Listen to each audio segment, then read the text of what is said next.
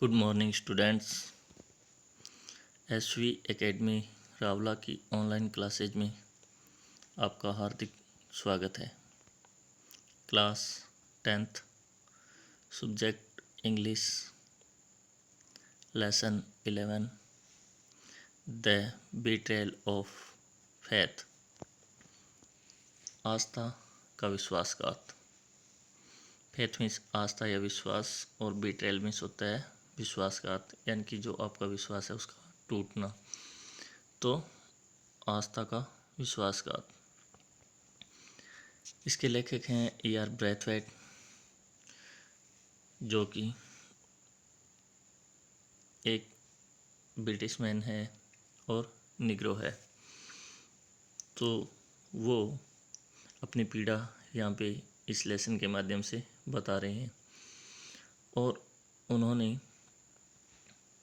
British जीवन पद्धति या अंग्रेज़ों की जीवन पद्धति पर व्यंग्य करते हुए बताया है कि उनकी कथनी और करनी में बहुत अंतर है। वो दिखावे में कहते हैं कि वो गोरे और काले या फिर गोरे और निगरे लोगों के बीच कोई भेदभाव नहीं करते, लेकिन वास्तविकता कुछ और होती है। यहाँ तक कि वे सार्वजनिक स्थानों पर प्रवेश करने से भी उन्हें रोक देते हैं, उनके साथ ट्रेन में, बस में यात्रा नहीं करते हैं। दिखावे के तौर पर वे मानव अधिकारों को सुरक्षा प्रदान करते प्रतीत होते हैं, लेकिन वास्तविकता कुछ और होती है। तो लेखक ने इसमें बताया है कि किस तरह से उनका पहले बहुत अधिक विश्वास था, यहाँ तक कि वे किसी भी व्यक्ति से ये नहीं सुनना चाहते थे कि कोई उनके उस ब्रिटेन में रहने के दौरान ब्रिटिश लाइफ की कोई आलोचना करे, तो वो उसे झगड़ते तक थे। लेकिन कुछ एक घटना घटित होती है और उसकी वजह से उनका विश्वास है वो टूट जाता है। तो उसी के आधार पर उन्होंने अपने इस लेसन का नाम रखा है द बिट्रेयल ऑफ फैथ। तो देखते हैं क्या लिखा है उन्होंने इस लेसन में। Let's we start. Belief in an ideal dies hard. लेखक कहते हैं कि किसी आदर्श में अगर आपका विश्वास है तो वह बड़ी मुश्किल से मरता है, यानी कि यहाँ पे मरने का मतलब टूटने से है या समाप्त होने से। कि किसी आदर्श में, आइडियल होता है आदर्श, किसी आदर्श में विश्वास है वो बड़ी मुश्किल से समाप्त होता है। I had believed in an ideal for all the 28 years of my life. और वो कहते हैं कि मैंने अपनी ज़िंदगी के पूरे 28 वर्षों तक एक आदर्श में विश्वास किया था। और वो कैसा आदर्श था? The idol of the British way of life. British जीवन का जो तौर तरीका था उसका आदर्श, यानी कि the idol of British way of life, British जीवन शैली का आदर्श, जिसमें लेखक ने 28 वर्षों से विश्वास किया हुआ था। और वो कहते हैं कि किसी आदर्श में अगर आपका कोई विश्वास हो तो वो बड़ी मुश्किल से समाप्त होता है।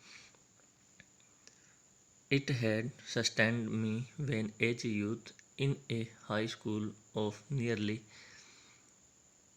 all white students. I had to work harder or run faster than they needed to do in order to make the grade. उसके बाद में वो कहते हैं सस्टेन का मतलब होता है सहारा प्रदान करना। और लेखक कहते हैं कि इस आदर्श ने मुझे उस समय भी सहारा दिया जब मैं एक युवा व्यक्ति के रूप में सभी गोरे विद्यार्थियों के साथ हाई स्कूल में पढ़ता था। और उस हाई स्कूल में मुझे कक्षा में ग्रेड, यानी कि अच्छी ग्रेड बनाने के लिए उनकी अपेक्षा कठिन परिश्रम करना पड़ता था और तेज़ी से दौड़ना पड़ता था। यानी कि यहीं से वो थोड़ा थोड़ा उन्हें महसूस होने लगता है। और वो कहते हैं कि इस आदर्श ने मुझे उस समय भी सहारा दिया जब मैं एक युवा व्यक्ति था, एक विद्यार्थी था, स्टूडेंट था, और गोरे विद्यार्थियों के हाई स्कूल में उनके साथ पढ़ा करता था। लेकिन वहाँ भी मुझे ग्रेड बनाने के लिए, यानी कि अच्छे अंक प्राप्त करने के लिए कक्षा में स्थान प्राप्त करने के लिए उनसे अधिक परिश्रम करना पड़ता था और उनसे तेज दौड़ना पड़ता था। It had inspired me in my college and university years when idols were dragged in the dust of disillusionment following the Spanish Civil War।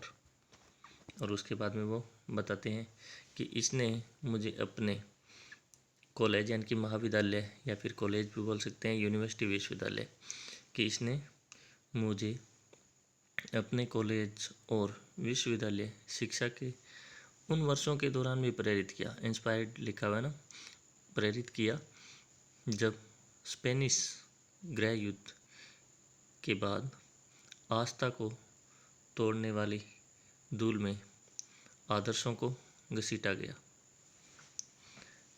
डिसइल्यूजनमेंट्स का मतलब होता है आदर्श को या आस्था को तोड़ना या आदर्श को तोड़ना।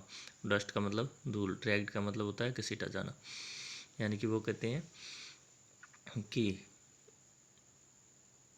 जब मैं कॉलेज और विश्वविद्यालय में शिक्षा ग्रहण कर रहा था, उसमें मुझे एक प्रेरणा मिली कि जब स्पेनिश गृह युद्ध के बाद इन आदर्शों को, जो आदर्श में मैं विश्वास करता था, इनको उस धूल के अंदर घसीटा जा रहा था जो आदर्शों को तोड़ने वाली हो।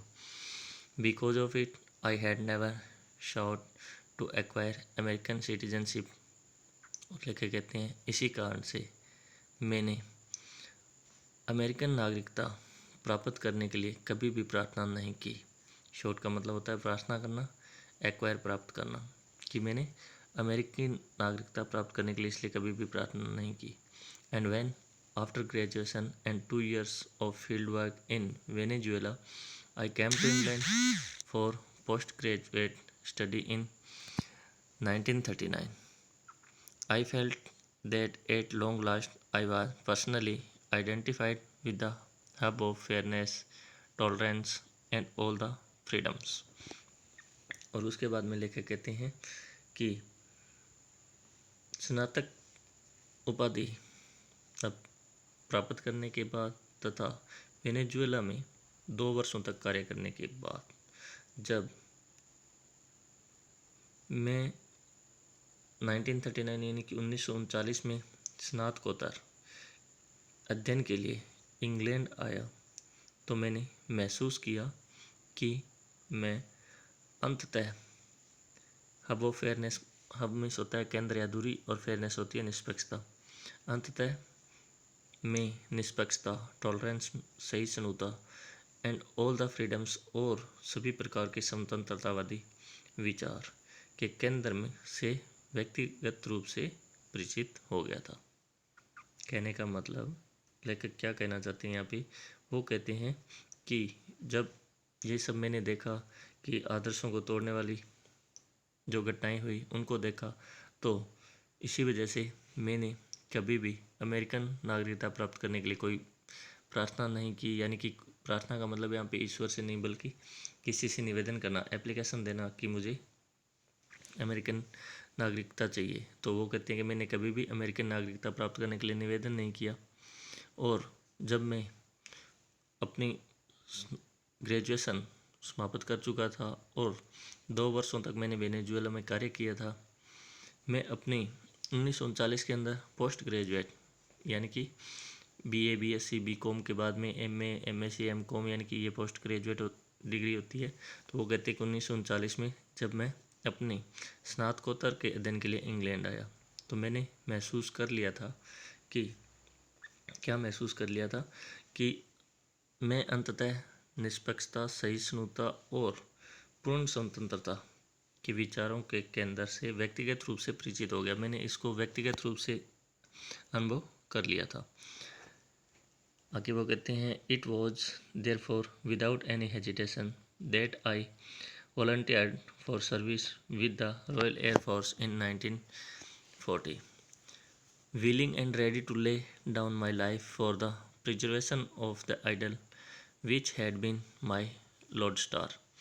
और उसके बाद में क्या कहते हैं, इसी कारण से, और वो कहते हैं कि इट वॉज देयरफॉर, इसी कारण से बिना किसी हिचकिचाहट के यानी कि वो कहते हैं कि इसी कारण से बिना किसी हिचकिचाहट से अपने मार्गदर्शक आदर्शों की रक्षा के लिए अपना जीवन बलिदान करने को मैं स्वयं ही तैयार हो गया। और वो कब? 1940 के अंदर। कहने का मतलब वो कहते हैं कि इसी कारण अपने मार्गदर्शक आदर्शों की रक्षा के लिए, अपने मार्गदर्शक आदर्शों की रक्षा के लिए अपना जीवन बलिदान करने को तत्पर होकर मैं बिना किसी झिझक के शाही वायुसेना के लिए अपनी सेवा अर्पित करने को 1940 में तैयार हुआ। But now that same idol was gall and wormwood in my mouth। और वो कहते हैं लेकिन अब वही आदर्श मेरे लिए असुहावना हो गया था। गाल एंड वर्मवुड का मतलब असुहावना या अप्रिय भी बोलते। तो लेखक ने कुछ व्यक्तिगत यहाँ पे एक्सपीरियंस प्राप्त किए और उसी की वजह से वो कहते हैं कि 1940 में मैंने अपनी इच्छा से ही शाही वायुसेना को ज्वाइन कर लिया और अपनी इच्छा से ही मैं अपने उन आदर्शों की रक्षा के लिए अपने जीवन को बलिदान करने के लिए तत्पर था, तैयार था। लेकिन वो कहते हैं कि हुआ ये कि वही आदर्श मेरे लिए अब क्या हो चुके थे? अप्रिय हो चुके थे। The majority of Britons at home have very little appreciation of what that intangible yet amazingly real and invaluable export the British way of life means to colonial people, and they seem to give little thought to the fantastic phenomenon of races so very different from themselves in pigmentation and widely scattered geographically। और उसके बाद में लेखक बताते हैं कि majority of Britain's का मतलब है ब्रिटेन के अधिकांश लोग या निवासी। और एप्रिसिएशन का मतलब होता है वैसे तो प्रशंसा करना, लेकिन यहाँ पे मतलब है परवाह करना, कि ब्रिटेन के अधिकांश निवासी इस बात की बहुत कम परवाह करते हैं कि उपनिवेशवासी कॉलोनियल पीपल यानी कि उपनिवेशवासी कौन होते हैं? जहाँ पहले ब्रिटेन का आधिपत्य रहा हो वहाँ के लोग, तो उसको कॉलोनियल पीपल बोलेंगे। कि उपनिवेशवासियों के लिए अमूर्त, इंटेंजिबल का मतलब क्या होता है? अमूर्त, परंतु आश्चर्यजनक रूप से सत्य और अमूल्य निर्यात, सत्य और अमूल्य निर्यात।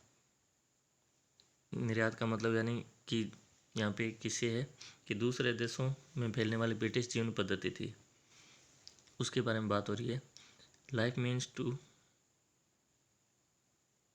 कॉलोनियल पीपल, यानी कि जीवन पद्धति कितना महत्व रखती है, यानी कि कितना महत्व रखती है। और लगता है कि वे रंग में स्वयं से इतनी भिन्न और भौगोलिक दृष्टि से दूर दूर तक बिखरी और ब्रिटेन की निष्ठाओं, धार्मिक विश्वासों और परंपराओं से स्वयं को प्रयत्नपूर्वक परिचित कराने वाली प्रजातियों की शानदार तथ्य पर विचार ही नहीं करते। कहने का मतलब लेखक कहना चाहते हैं कि ब्रिटेन की अधिकांश निवासी इस चीज़ में विश्वास नहीं करते कि जो भी उपनिवेशवासी है उन्होंने किस तरह से ब्रिटिश जीवन पद्धति के महत्व को इंगित किया है। और चाहे वो भौगोलिक क्षेत्रों में दूर दूर तक फैले हुए हो, लेकिन फिर भी वे धार्मिक निष्ठाओं, ब्रिटेन की परंपराओं को स्वयं से परिचित कराने के लिए कितना प्रयत्न करते हैं। ये सब ब्रिटेनवासी जो है वो इन चीज़ों में विश्वास नहीं करते। कहने का मतलब उपनिवेशवासी जो कभी उनके अधीन रहे हैं, उन्होंने उनकी संस्कृति को किस तरह फैलाया है और किस तरह से वो उनकी उस संस्कृति में, उनकी निष्ठाओं में अपनी निष्ठा रखते हैं, इस पर ब्रिटेनवासी कभी भी विश्वास नहीं करते।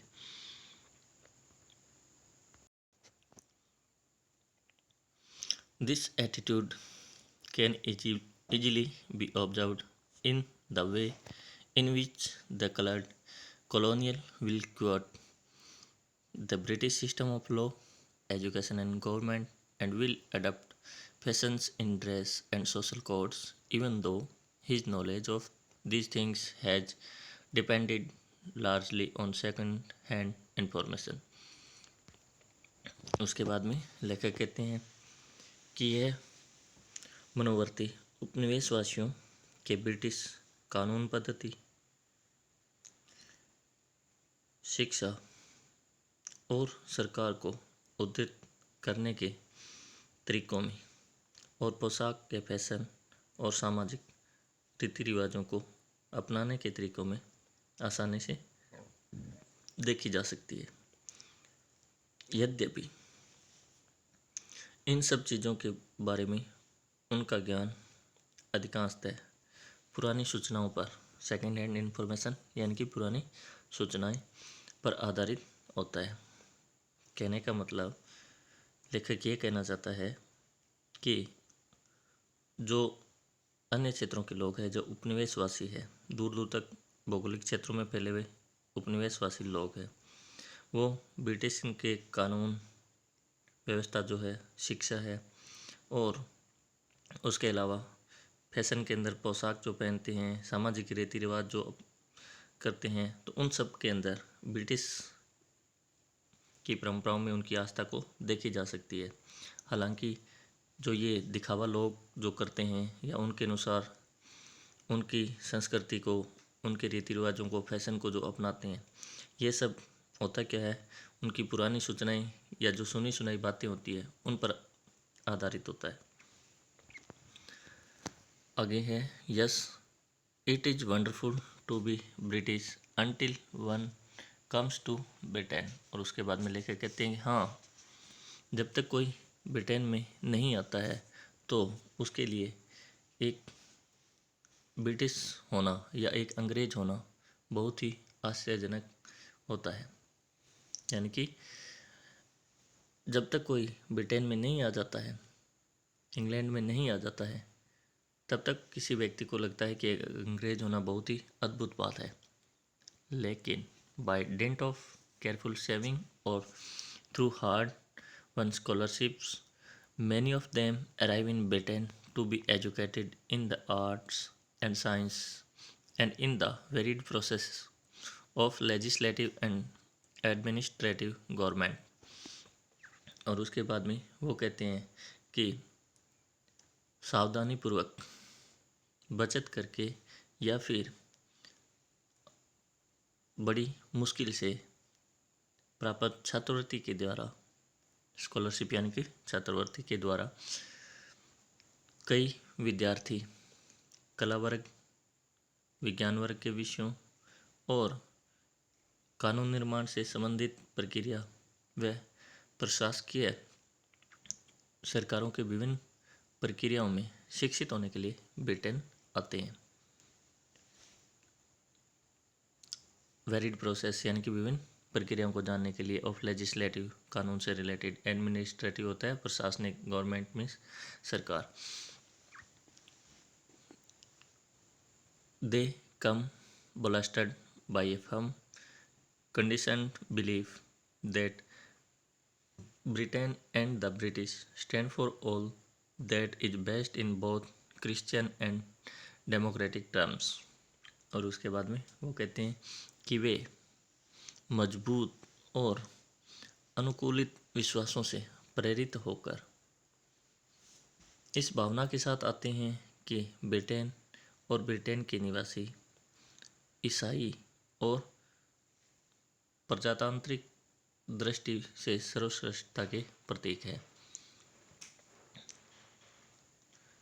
बोलस्टर्ड का मतलब होता है प्रेरित होकर, यानी कि जो भी लोग, पहले उन्होंने कहा कि जब तक कि कोई ब्रिटेन नहीं आ जाता है उसके लिए ब्रिटेन वासी होना एक अद्भुत बात है, लेकिन जब कोई अपने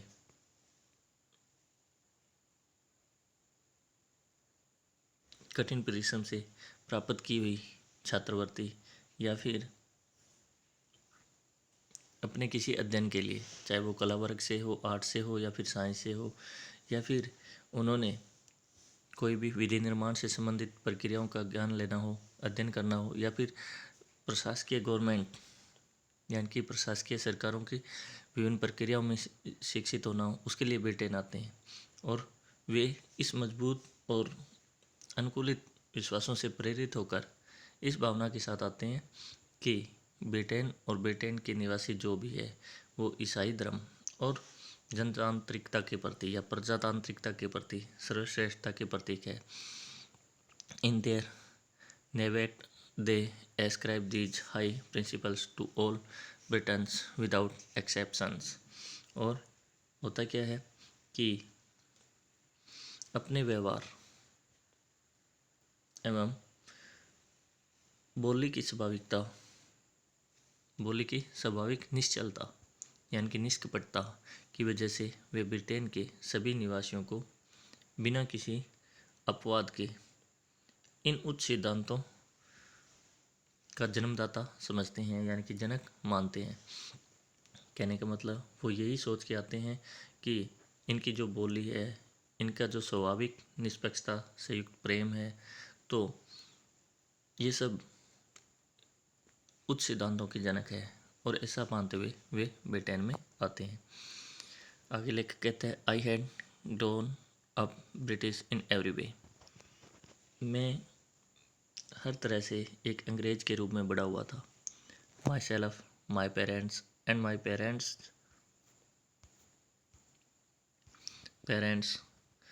none of us knew or could know any other way of living, of thinking, of being। और लेखक कहता है कि मैं, मेरे माता पिता और उनके माता पिता, पेरेंट्स यानी कि मेरे माता पिता के माता पिता यानी कि दादा दादी, इनमें से कोई भी ब्रिटिश जीवन पद्धति के अलावा जीवन जीने के और सोचने के बारे में कुछ भी नहीं जानते थे और ना ही जान सकते थे।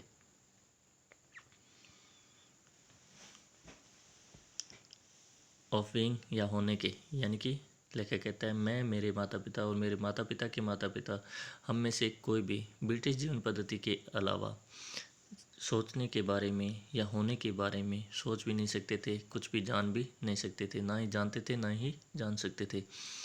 We knew no other cultural pattern and I had never heard any of my forebears complain about being British। और उसके बाद में वो कहते हैं कि हम अन्य किसी भी सांस्कृतिक तौर तरीकों के बारे में नहीं जानते थे, और ना ही मैंने कभी अपने पूर्वजों से एक ब्रिटिश या एक अंग्रेज होने की शिकायत करते हुए सुना था। यानी कि मेरे पूर्वजों ने भी कभी एक ब्रिटिश होने पर शिकायत नहीं की थी कि इनका जीवन बुरा है। As a boy, I was taught to appreciate English literature, poetry and prose, classical and contemporary, and it was absolutely natural for me to identify myself with the British heroes of adventures, stories against the villains of the piece, who were invariably non-British, and so, to my boyish mind, more easily capable of villainous conduct। और उसके बाद में वो कहते हैं कि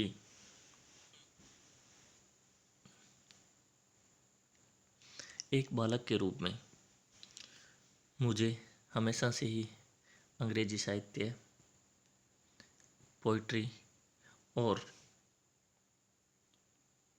and pros यानी कि गद्य और पद्य, चाहे वो सांस्कृतिक हो या फिर समकालीन हो, की प्रशंसा करना ही सिखाया गया था। As a boy I was taught to appreciate, लिखा है ना, English literature, poetry and prose, classical and contemporary, कि लड़के एक बालक के रूप में मुझे हमेशा ही अंग्रेजी साहित्य, गद्य और पद्य, सांस्कृतिक या समकालीन जो भी हो उनकी प्रशंसा करना सिखाया गया था। And it was absolutely natural for me to identify myself with the British heroes of adventure stories against the villains of piece. और उसके बाद में वो कहते हैं कि और मेरे लिए पूर्ण रूप से स्वाभाविक भी था कि मैं अपने साहित्यिक कृतियों के खलनायक, विलेंस का मतलब खलनायक, जो निश्चित रूप से ब्रिटिश नहीं थे ब्रिटिश नहीं थे।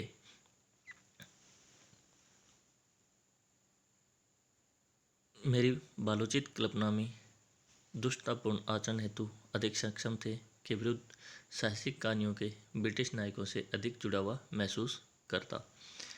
वो कहते हैं कि जिस तरह से मुझे सिखाया गया था और उसी का परिणाम था कि मैं अपने जो अंग्रेज के नायकों की साहसिक कहानियाँ थी उनमें उन नायकों के प्रति अधिक रुचि दिखाता था कि बजाय उन खलनायकों के, जो कि स्वाभाविक था कि क्या नहीं होते थे, ब्रिटिश लोग नहीं होते थे। इसलिए मैं उनकी एक जिस तरह से वॉइस का मतलब बालोचित और माइंड का मतलब यहाँ पे कल्पनाएं दिमाग से है कि मेरी बालोचित कल्पना में मैं उनके दुष्टपूर्ण आचरण को अधिक मानता था। कहने का मतलब उनसे गणना करता था और ब्रिटिश नायकों से अपने आप को अधिक जुड़ा हुआ महसूस करता था। The more selective reading of my college and university life was marked by the same predilection for English literature, and I did not hesitate to defend my preferences to my American colleagues। और उसके बाद में वो कहते हैं कि मेरे महाविद्यालय और विश्वविद्यालय जीवन के चुनिंदा अध्ययन में चुनिंदा अध्ययन में उसी अंग्रेजी साहित्य की प्राथमिकता की झलक दिखाई देती थी और मैं अपने अमेरिकन सहकर्मियों से अंग्रेजी साहित्य के प्रति अपने झुकाव का बचाव करने में संकोच नहीं करता था। यानी कि मैं जो अंग्रेजी साहित्य के प्रति मेरी प्राथमिकता थी और उसके बचाव के लिए मैं अपने अमेरिकन साथियों से झगड़ता था, मतलब किसी भी तरह से उसका बचाव करने के लिए कोई संकोच नहीं करता था। In fact, all the while in America, I vigorously resisted any criticism of Britain or British policy, even when in the privacy of my own room, closer examination clearly proved the reasonableness of such criticism। और वो कहते हैं कि वास्तव में मैं America में हमेशा ब्रिटेन या ब्रिटिश नीति के बारे में किसी भी आलोचना का जोश के साथ विरोध करता था। हालांकि मेरे कमरे की एकांतता में नज़दीकी परीक्षण से इस प्रकार की आलोचना की उपयुक्तता स्पष्ट रूप से साबित हो जाती थी। तो आशा करता हूँ यहाँ तक आपको ये लेसन समझ में आया होगा। आज के इस वीडियो में इतना ही। नेक्स्ट वीडियो में अपने से कंटिन्यू करेंगे। तब तक के लिए goodbye. Thanks for watching and have a nice day.